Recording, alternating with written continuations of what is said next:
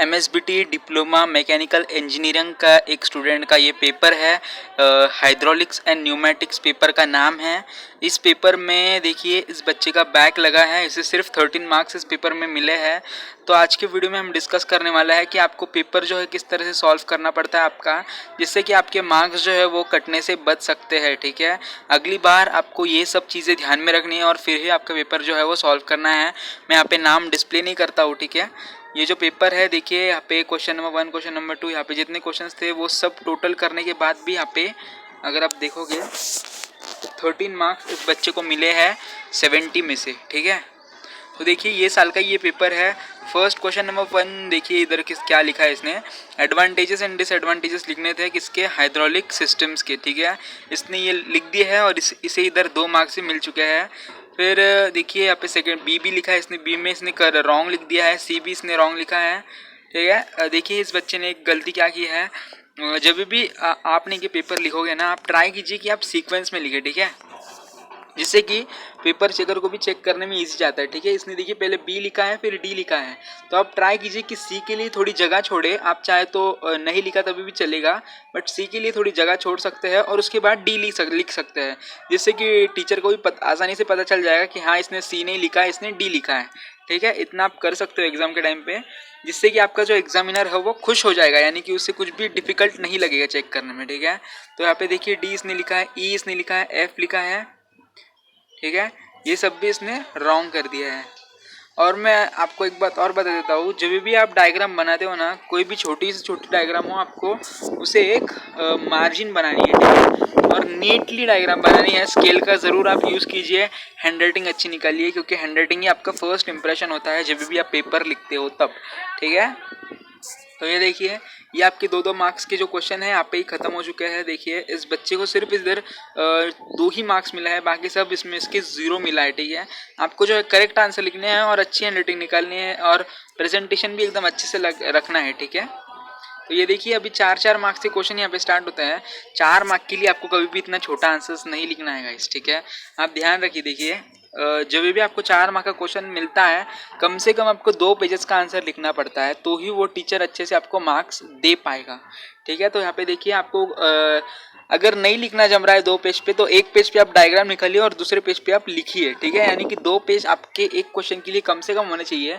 आपको ऐसे आधे इसमें डायग्राम नहीं निकालनी है। ठीक है, आपको पूरा मतलब 1 पेज का इस्तेमाल करना है। एमएसबीटी आपको पेजेस देता है, सप्लीमेंट्स भी देता है। ठीक है, इसलिए आपको अच्छे से पेपर्स अच्छे से लिखने हैं। ठीक है, 1 पेज पे आप डायग्राम निकालते जाइए और 1 पेज पे डिस्क्रिप्शन उसका लिखते जाइए, और डिस्क्रिप्शन अच्छे से लिखना है, पॉइंट टू पॉइंट आंसर लिखने हैं। देखिए इसने पॉइंट तो लिखे हैं, इसलिए इधर इसी 2 ही मार्क्स मिले। ठीक है, अगर ये 2 पेजेस लिखता तो मे बी इसे 4 मार्क्स मिलते। ठीक है, यहाँ पे भी 4 मार्क्स मिल सकते थे, बट इसके जो पॉइंट्स हैं वो करेक्ट होने चाहिए थे। सारे पॉइंट्स अगर इसके करेक्ट होते थे और डायग्राम भी एकदम नीटली बनाता था, तो इसे ज़रूर 4 मार्क्स यहाँ पे मिल जाते थे। ठीक है, नेक्स्ट क्वेश्चन में भी देखोगे अगर आप, यहाँ पे भी इसने मतलब एक ही पेज पे एक 4 मार्क के लिए आंसर लिखा है, तो इधर भी इसे 2 ही मार्क्स मिले हैं।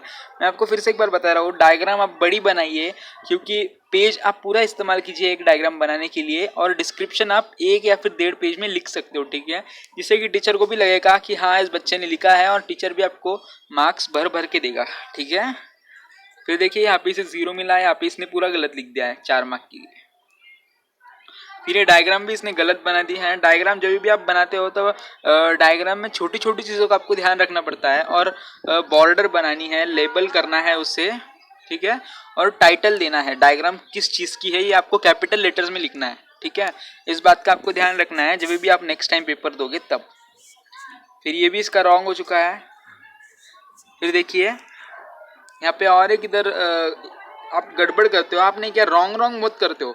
इस तरह से जब अगर आप रॉन्ग करोगे ना, देखिए यहाँ पे किस कैसे इसने रॉन्ग किया है, तो टीचर ने इधर ऐसा क्वेश्चन मार्क दिया है। ठीक है, यानी कि टीचर को भी कंफ्यूजन होता है, फिर मतलब इसने किस क्वेश्चन का आंसर लिखा है, ये टीचर को भी कंफ्यूजन नहीं करना है अपने को। ठीक है, अगर टीचर कंफ्यूज हो जाएगा या फिर नाराज हो जाएगा आपके पेपर के ऊपर, तो आपके मार्क्स तो पक्का चले जाएंगे। ठीक है, आपको इस बात का ध्यान रखना है जब भी आप पेपर सॉल्व करते हो तब। तो देखिए ये भी 4 मार्क का क्वेश्चन था, इधर सिर्फ 1 ही मार्क मिला है, क्योंकि आप ही बताइए अभी इतने से आंसर के लिए कोई 4 मार्क कैसे दे सकता है। ठीक है, इतने से आंसर के लिए कोई 4 मार्क कैसे दे सकता है। आपको बड़े बड़े आंसर्स लिखना है, दो पेजेस के कम से कम लिखने हैं। ठीक है, जैसा कि मैंने अभी आपको बताया। इधर आप डिफरेंस भी करोगे तो डिफरेंस को आपको ध्यान रखना है, ठीक है। इसने सिंबल निकाला है, अच्छी बात है। और डेफिनेशंस आपको लिखनी है, ठीक है। जो भी आपको डिफरेंशिएशन करने बोलते हैं वो भी एकदम पॉइंट टू पॉइंट होना चाहिए, यानी कि जो भी आप लिखते हो वो करेक्ट है ये आपको पता होना चाहिए। अगर वो रॉन्ग आप लिखते हो तो आपको मार्क्स नहीं मिलने वाले, ठीक है। अगर आप सिर्फ 4 मार्क के लिए सिर्फ 2 भी पॉइंट लिखोगे ना तभी भी आपको मार्क्स मिल जाएंगे, बट करेक्ट होने चाहिए पॉइंट्स, इतना आपको ध्यान रखना है। नेक्स्ट भी देखिए, यहाँ पे भी इसने मतलब पूरा भर भर के लिखा है, इसलिए एक पेज पे लिखा है इसलिए इसे 2 ही मार्क्स मिले। अगर ये 2 पेज पे ऊपर लिखता था तो इसे 4 मार्क्स मिल जाते थे, ठीक है।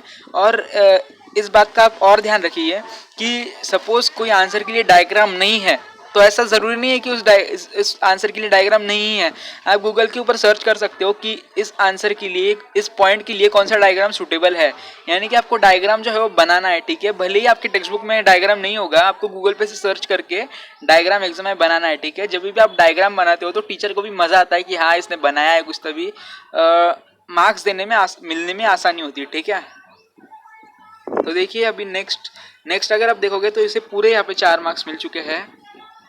4 मार्क्स मिले हैं ना, देखिए 4 मार्क्स मिले हैं, क्योंकि ठीक है इधर इसने बॉर्डर नहीं बनाई, आपको बॉर्डर बनानी है, ठीक है। इसने अच्छे से डायग्राम बनाई है और लेबलिंग भी की है, ठीक है।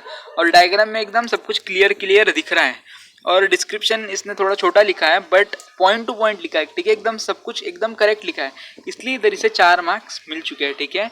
सबसे ज़्यादा इंपॉर्टेंट जो होता है वो आपकी डायग्राम होती है। टीचर सबसे पहले आपका डायग्राम देखता है, फिर उसके बाद ही आपको मार्क्स देता है, और फिर उसके बाद ही आपका डिस्क्रिप्शन पढ़ता है और फिर ही आपको मार्क्स देता है, ठीक है। पहले डायग्राम फिर डिस्क्रिप्शन फिर उसके बाद आपको मार्क्स मिलते हैं, ठीक है। तो सबसे पहले जो होता है आपका मेन आंसर शीट में क्या होना चाहिए, डायग्राम्स एकदम आपको नीटली बनानी है, लेबलिंग करनी है, बॉर्डर्स बनानी है, और उसके बाद आपको पेपर सॉल्व करना है। डायग्राम बनाने के बाद आपको उसके ऊपर डिस्क्रिप्शन लिखना है, 1 पेज या फिर 1.5 पेज का एटलीस्ट, ठीक है। जब भी आप नेक्स्ट पेपर दोगे तो आपको इन सब बातों का ध्यान रखना है। ये रिसेंटली मुझे फोटो कॉपी मिली है, एक स्टूडेंट ने मुझे भेजी है, ठीक है। तो मैंने इसे देखा है किस तरह से इसने सॉल्व किया है, तो आपको अच्छे से सॉल्व करना है, देखिए। क्योंकि ऐसा भी नहीं है कि एमएसबीटी के पास पेपर्स नहीं है, आपको सप्लीमेंट्स कम पड़ती है, बहुत पेपर्स है, आप एकदम खुला लिखिए, ठीक है। कोई भी प्रॉब्लम नहीं है। तो आई होप आपको इन्फॉर्मेशन हेल्पफुल लगी होगी। अगर आपको इसमें थोड़ा सा भी हेल्पफुल रहा होगा तो आप ज़रूर चैनल को सब्सक्राइब कर दीजिए, ताकि आपको लेटेस्ट अपडेट्स जो है एमएसबीटी से रिलेटेड मिलते रहें। तब तक वीडियो को लाइक नहीं किया तो लाइक कर दीजिए, चैनल पर फर्स्ट टाइम है तो चैनल को सब्सक्राइब कर दीजिए।